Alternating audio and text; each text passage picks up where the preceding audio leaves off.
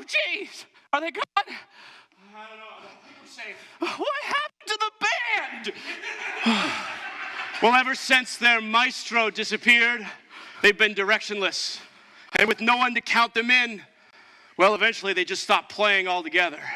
And you know what happens to a musician when they stop playing music? They turn into a mindless zombie? Well, I mean, apparently, I guess. Guys! You made it! I got the sheet music. Oh, were you followed? No, Jeff left his binder out. We're good. Oh, he's not going to need it anymore. Now, we can destroy this, and no one ever has to become a musician again. Oh, that's it. Wait, what's that? What? What? In your pocket, what is that? What is that? It's a triangle! He's a musician! He's one of them! No, wait, listen. I did a little recorder in grade school, okay? It's nothing, listen, it's nothing. He's going to turn into one of them! Give us the instrument. Say that. I'll freaking play, man! Whoa! Don't do anything crazy. Relax. Now, I'm going to walk out of here with this triangle, okay? Nobody do nothing, all right? And then nothing bad is going to happen, okay? All right.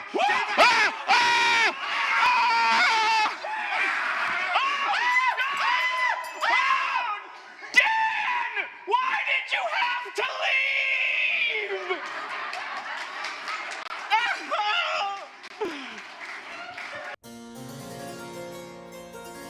Ladies and gentlemen, I'm afraid none of you can leave. You see, Dan is missing.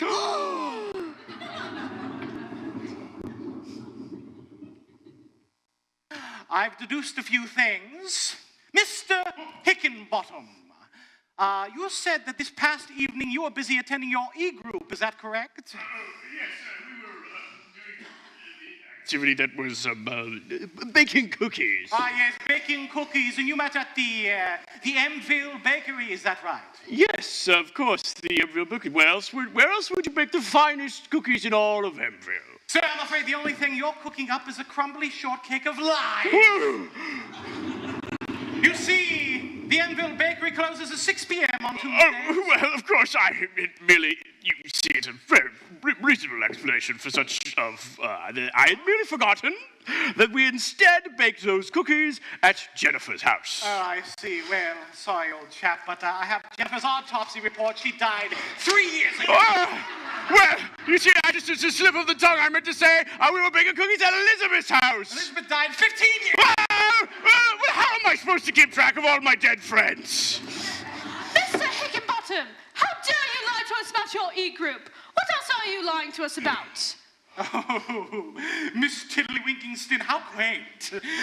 But what about your alibi, madam? You were supposed to be attending investigations with one Rick Thiessen last Wednesday, but I watched the YouTube live stream and you weren't there. Well, of course I was there. I was merely in the back, out of view of the camera. I was lost in thought about the Lord, you see. I see, yes, quite. Madam, is this you? Ladies and gentlemen, a photograph from the evening in question. This is one Miss Tiddlywinkingston coming out of the Marysville Regal Cinemas, conveniently holding a clock and a newspaper confirming the date and time.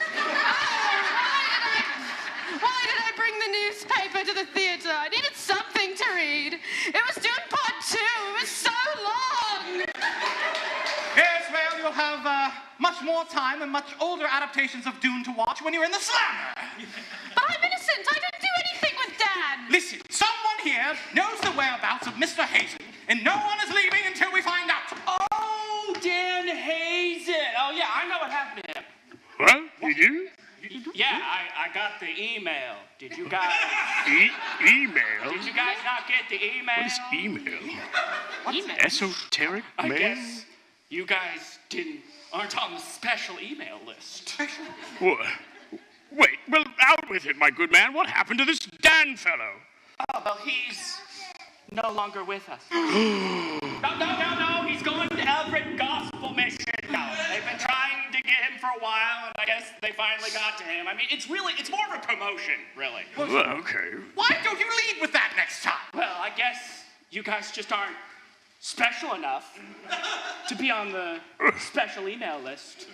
and get the special email.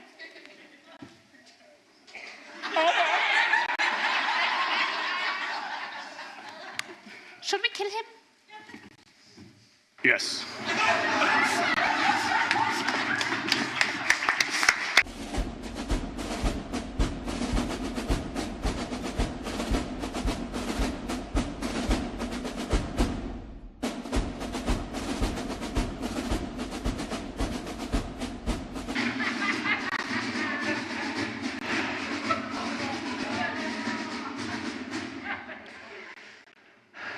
Rick, honey, what are you doing out here?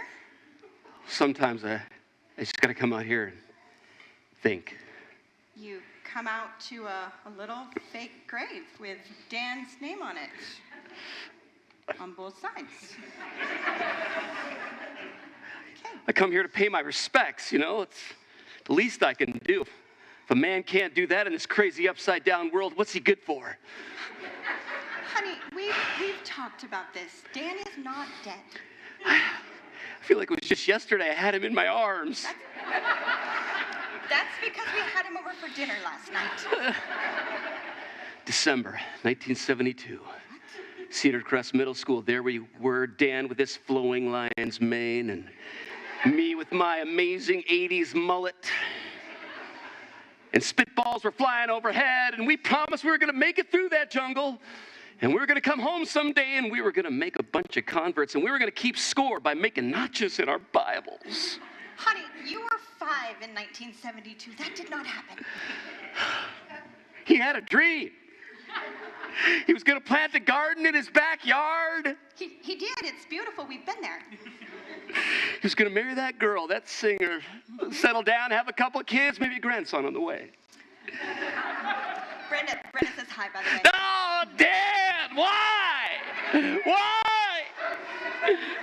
You were too young, way too young. Not old at all. You know, sometimes it's like I can still see his face. It's like he's right there. Honey, do you want to go watch Saving Private Ryan again? Yeah, let's do that. That'd be good. Okay.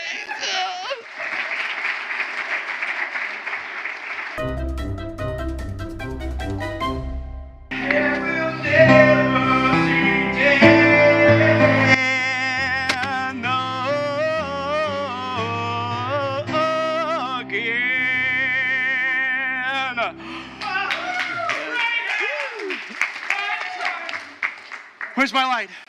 Where's my light? I've got something to say. Is this really how this story ends? A tragedy? Like a Broadway production of Rent? I always thought the story of AC3 would be more of a lighthearted thing.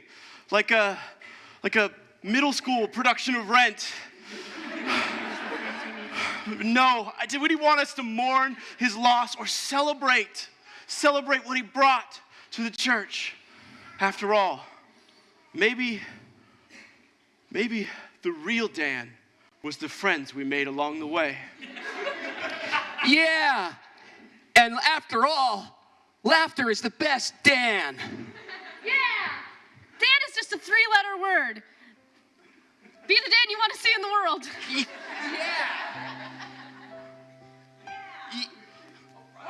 Over there, someone has something to say. Give a man a Dan, and he'll Dan for a day. Teach a man to Dan, and he'll be Dan for the rest of his life. Yeah, an apple a day keeps the Dan away. yeah. We have nothing to fear but Dan himself. Ask not what Dan can do for you. Ask what you can do for Dan. A Dan is never late, nor is he early. He dans precisely when he means to. Yeah. The journey of 1,000 miles begins with a single Dan. Life is about the journey, not the destination. Yes, all of that reminds me of this one thing that Dan used to say. He used to say it all the time. If you were feeling something sad or happy or like somewhere in the middle, it was just this quippy little piece of wisdom, 1 to 2 sentences, maybe. It's very church appropriate. It was a good thing. It wrapped up the whole sketch series we're doing and the celebration thing. And you, sir, you look like you might know what Dan would have said in that moment. What would he have said? I hate you. Yeah, that I hate you. Okay. Oh, Dan, remember Dan always said, I hate you. I hate the bad parts of you, so you should be good, yeah. You should be good and have gratitude, and yeah. Take it home, Jeff, and we'll never see Dan again, yeah. Oh, well, we'll never see Dan again, no, and we'll never see Dan again, unless he comes to church for some reason, never see Dan again, unless he volunteers on the drums or is a guest speaker, but we'll never see Dan again, no, we'll never see Dan again, no, never again.